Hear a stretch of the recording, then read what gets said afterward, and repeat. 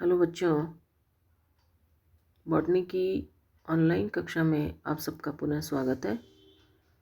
बच्चों, हमने paper third algae, bryophyte और लाइकन्स में एल्गी यानी कि शैवाल के अध्ययन से हमने ये पेपर चालू किया था।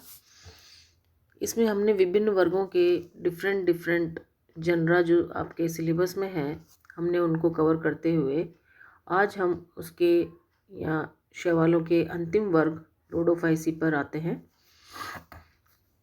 रोडोफाइसी जो है वो कॉमनली लाल शैवालों का समूह है और जो लाल शैवाल है वो शैवालों का एक सबसे बड़ा ग्रुप है। आपके सिलेबस में या आपके कोर्स में रोडोफाइसी का एक जनरा पॉलीसाइफोनिया रखा गया है। हम उसके जनरा का अध्ययन यानी पॉलीसाइफोनिया का अध्ययन अगली कक्षा में करेंगे। जो हम आज डिस्कस करेंगे वो है रोडोफाइसी वर्ग के सामान्य लक्षण और उसका वर्गीकरण। जो रोडोफाइसी वर्ग के शैवाल हैं उनको कॉमनली लाल शैवाल कहा जाता है क्योंकि इसमें आर फाइकोएरिथ्रिन नामक लाल वर्णक अत्यधिक मात्रा में होता है और इस वर्णक के कारण जो क्लोरोफिल का हरा रंग है वो छिप जाता है या मास्क हो जाता है या दब जाता है।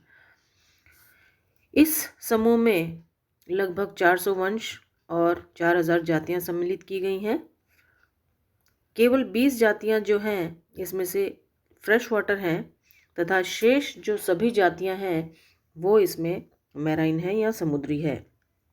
अतः हम कह सकते हैं कि रोडोफाइसी जो है वो बड़े शैवालों का समूह है जो कि समुद्री शैवाल मुख्यतया होते हैं। जो कुछ स्पीशीज़ जो हैं वो अलवणीय जल में पाई जाती हैं जैसे कि बैट्रिकोस्पर्मम, थोरिया इत्यादि। और जो दूसरे समुद्री शैवाल हैं उसका उदाहरण है पॉलीसाइफोनिया, सिरेटोकोलेक्स इत्यादि।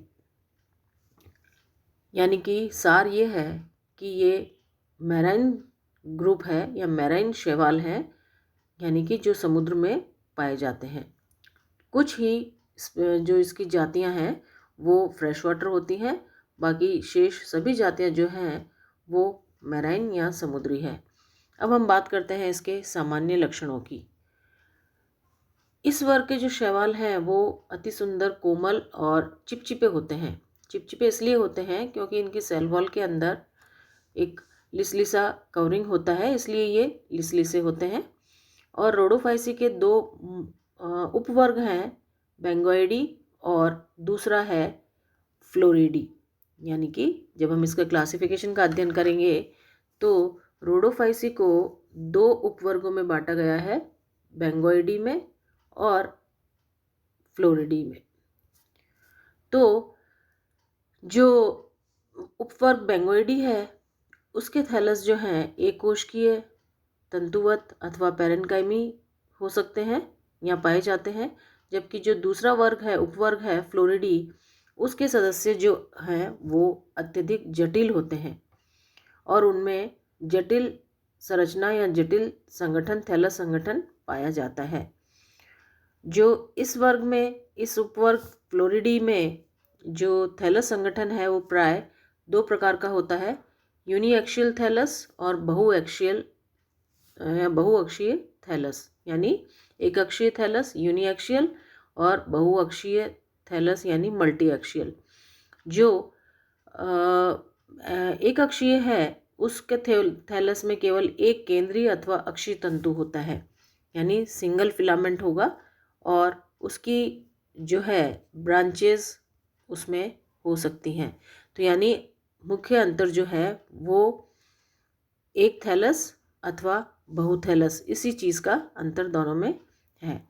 जो एक अक्षीय थैलस है उसका कॉमन उदाहरण है बैट्रिकोस्पर्मम, और जो मल्टी एक्शियल थैलस है जिसमें इस थैलस में अनेक अक्षीय तंतु होते हैं जो अपनी शाखाओं के साथ मिलकर एक आभासी पैरेन्काइमी थैलस की रचना करते हैं।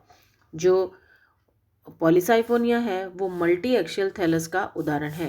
अगर हम पॉलीसाइफोनिया का थैलस देखें तो वो इस प्रकार से होगा, यानी कि ये आपस में जुड़ा हुआ रहता है और ये कई सारे फिलामेंट से मिलकर ये बनता है। तो पॉलीसाइफोनिया मीन्स एक से अधिक साइफन या फिलामेंट्स। तो जो पॉलीसाइफोनिया है वो मल्टी एक्सियल थैलस का उदाहरण है। फ्लोरिडी उपवर्ग के जो शैवाल हैं वो या उनकी वृद्धि एक शीर्षस्थ कोशिका द्वारा होती है, जबकि बेंगोइडी उपवर्ग के शैवालों में डिफ्यूज्ड ग्रोथ पाई जाती है। यानी एपिकल सेल के द्वारा फ्लोरिडी उपवर्ग में ग्रोथ होती है और बेंगोइडी उपवर्ग में डिफ्यूज्ड ग्रोथ पाई जाती है। सेल वॉल जो होती है वो 2 परतों में विभेदित है। जो भीतरी परत है वो सेलुलोज से बनी है और जो बाहरी परत है वो पेक्टिक पदार्थों से बनी है और प्राय एक श्लेष्मीय आवरण से ढकी होती है, इसलिए ये लिसलिसे होते हैं। जो केंद्रक है, केंद्रक के आकार, आमाप व संख्या में अत्यधिक विविधता पाई जाती है। जो बेंगोइडी उपवर्ग है वे शैवाल एक केंद्र की होते हैं और जो फ्लोरिडी उपवर्ग के सदस्य हैं उनके कुछ सदस्य जो हैं वो एक केंद्र की हैं, जबकि अन्य में मल्टी न्यूक्लिएट कंडीशन या बहुकेंद्र की दशा भी पाई जाती है या स्थिति पाई जाती है। केंद्रकों का आकार जो है प्राय एक कोशिका में उनकी स्थिति पर निर्भर करता है। सामान्यतः कोशिका के केंद्र में स्थित केंद्रक गोलाकार तथा परिधि पर स्थित केंद्रक चपटे होते हैं। यानी जो सेंटर में जो न्यूक्लियस है वो गोल होते हैं और जो परिधि पर जो न्यूक्लियस होते हैं केंद्रक वो चपटे होते हैं। अब हम बात करते हैं इनके प्रकाश संश्लेषी जो वर्णक है उनकी। तो जो पिगमेंट्स हैं वो मुख्य हैं chlorophyll a, chlorophyll b, alpha एवं बीटा कैरोटीन, ज़ैंथोफिल तथा बिलीप्रोटीन जैसे फाइकोइरिथ्रिन व phycocyanin. R phycoerythrin, R phycocyanin means rhodophyceae से रिलेटेड आर फाइकोसाइनिन और आर फाइकोइरिथ्रिन। लाल शैवालों की जो कोशिकाएं हैं उनमें एंडोप्लाज्मिक रेटिकुलम, माइटोकॉन्ड्रिया तथा डिक्टियोसोम उपस्थित होते हैं और भोज्य पदार्थ इसमें जो है वो फ्लोरिडियन स्टार्च के रूप में संचित रहता है। ये प्रश्न अक्सर 1 सेंटेंस क्वेश्चन जो है परीक्षा में उनमें ये पूछा जाता है कि रोडोफाइसिक में जो संचित भोज्य पदार्थ है वह किस रूप में संचित होता है। तो इसका सही जवाब है फ्लोरिडियन स्टार्च। अब हम बात करते हैं जो इसमें जनन होता है उसकी। तो जनन जो है मुख्यतया अलैंगिक व लैंगिक विधियों द्वारा होता है। कायिक जनन केवल एक कोश के स्वरूपों में ही पाया जाता है। जो अलैंगिक जनन है वो विभिन्न बीजाणुओं के द्वारा होता है और बीजाणु जो हैं वो बीजाणुधानी में बनते हैं और बीजाणुओं की संख्या के आधार पर बीजाणु निम्नलिखित प्रकार के इसमें पाए जाते हैं। एक बीजाणु, जब प्रत्येक बीजाणुधानी में केवल एक बड़ा बीजाणु उपस्थित हो तो एक बीजाणु कहलाता है। दूसरा ये उदाहरण देखा गया है बैट्रिकोस्पर्मम में। जो दूसरा उदाहरण है वो है दूसरे प्रकार का जो है वो है न्यूट्रल स्पोर। इन बीजाणुओं का निर्माण बीजाणुधानी में नहीं होता। ये कायिक कोशिका के सीधे कायांतरण से या अथवा उनके विभाजन से बनते हैं और उदासीन बीजाणु जो होते हैं वो द्विगुणित होते हैं, यानी कि 2n होंगे और ये सीधे वेजिटेटिव सेल से ही बन जाएंगे या उसके टूटने से बन जाते हैं। अंकुरित होकर ये एकांतर पीढ़ी को जन्म न देकर उसी पीढ़ी को जन्म देते हैं। इस कारण ये उदासीन बीजाणु या न्यूट्रल स्पोर्स कहलाते हैं। दूसरा है कार्पोस्पोर्स। ये अगुणित बीजाणु है तथा विकसित होकर कार्पोस्पोरेंजियम बनाते हैं। कार्पोस्पोर यानी कार्पोस्पोरेंजियम बनाएंगे, परंतु पॉलीसाइफोनिया की फल बीजाणुधानियों में द्विगुणित कार्पो बीजाणु बनते हैं। ये बीजाणु लाल शैवालों के दोनों उपवर्ग बेंगोइडी व फ्लोरिडी में पाए जाते हैं। नेक्स्ट जो स्पोर्स बनते हैं वो हैं चतुष्क बीजाणु या टेट्रास्पोर। पॉलीसाइफोनिया आदि कुछ लाल शैवालों में इनके जीवन चक्र की कुछ प्रवस्थाओं में प्रत्येक बीजाणुधानी में 4 बीजाणु बनते हैं। इन्हें चतुष्क बीजाणु कहते हैं। एग्जाम्पल हम लें तो पॉलीसाइफोनिया के फिलामेंट में इस तरह से टेट्राड बनता है जिसे हम चतुष्क बीजाणु भी कहते हैं, यानी 4 स्पोर्स का समूह चतुष्क बीजाणु पॉलीसाइफोनिया में बनता है। और अंतिम जो है इसमें वो है बहुबीजाणु। ये बीजाणु त्रिगुणित पौधों में बनते हैं और प्रत्येक बीजाणुधानी में इनकी संख्या असंख्य होती है, इसलिए ये बहुबीजाणु भी कहलाते हैं। जो लाल शैवालों में लैंगिक जनन है वो अत्यंत प्रगत एवं विषम युग्म की होता है। प्रत्येक नर जननांग अथवा पुंधानी, जिसे अचल पुंमणुधानी या स्पर्मेटिंजियम भी कहते हैं, उसमें केवल एक नर युग्मक विकसित होता है और जो इसके नर युग्मक हैं वे अकशाभिक यानी एफ्लैजिलेटेड तथा अचल पुंमणु अथवा स्पर्मेशियम कहलाते हैं, यानी कि इसमें मूवमेंट नहीं होता, इसलिए ये अचल पुंमणु अथवा स्पर्मेशियम कहलाते हैं। स्त्री जननांग अथवा अंडधानी को प्रोकार्प कहते हैं। यह एक फूले हुए आधारीय कार्पोगोनियम इस तरह का स्ट्रक्चर होता है। फूले हुए आधारीय भाग कार्पोगोनियम तथा अंतस्थ जो है लंबी नली के समान स्त्रीधानी रोम अथवा ट्राइकोगाइन, यानी ये ट्राइकोगाइन है इसकी ग्रीवा और यहाँ पर ये एग होगा, तो स्त्रीधानी अथवा ट्राइकोगाइन में विभेदित होता है। बेंगोइडी उपवर्ग में जायाधानी अवरंत होती है जबकि फ्लोरिडी उपवर्ग में यह सवरंत होती है। दोनों उपवर्गों में निषेचन पोस्ट फर्टिलाइजेशन चेंजेस भिन्न प्रकार के होते हैं। इनमें अनेक फल बीजाणुधानी का निर्माण होता है।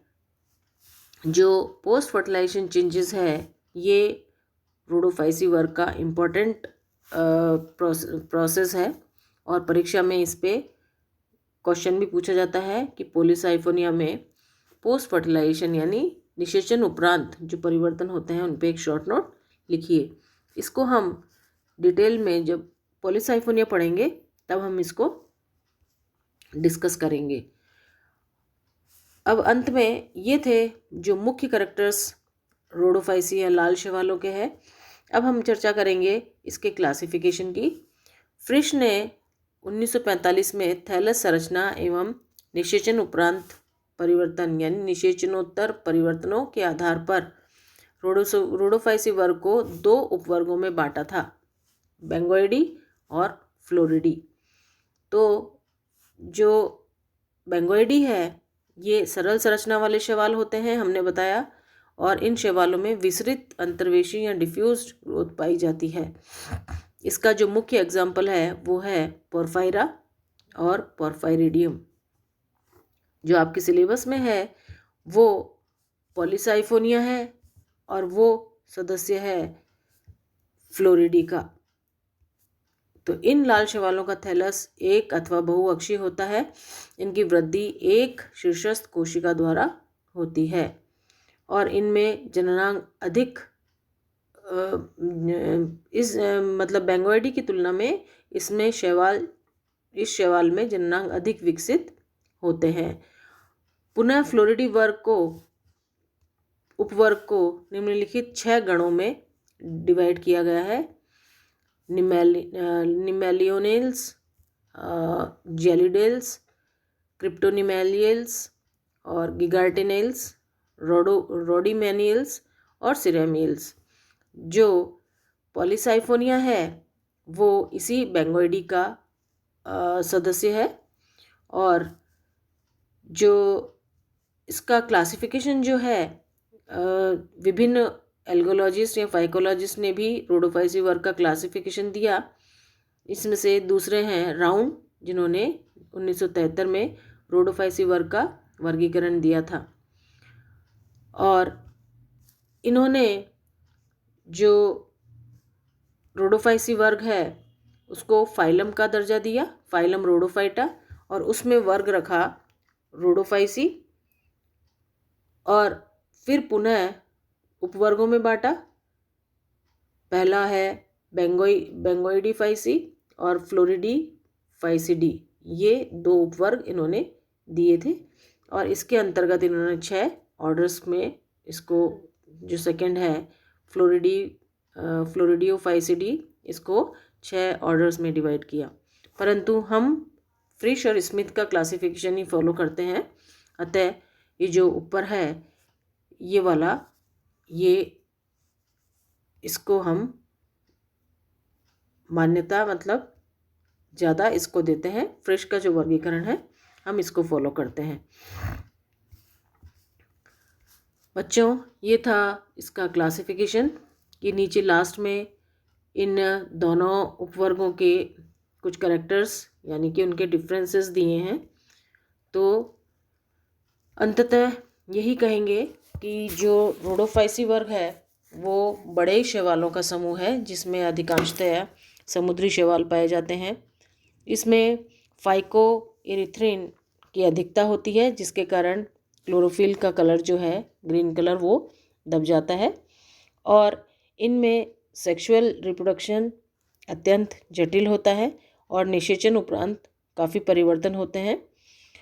जो रिजर्व फूड मटेरियल है वो इसमें फ्लोरिडीन स्टार्च के रूप में होता है।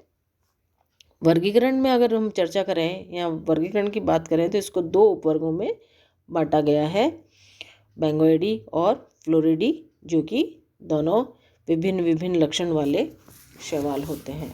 जो आपके सिलेबस में है वो है पॉलीसाइफोनिया, जो कि फ्लोरिडी उपवर्ग का सदस्य है। ये जो रोडोफाइसी का जनरा है वो हम अगले टर्न पे डिस्कस करेंगे। आज के लिए इतना ही काफ़ी है बच्चों, धन्यवाद।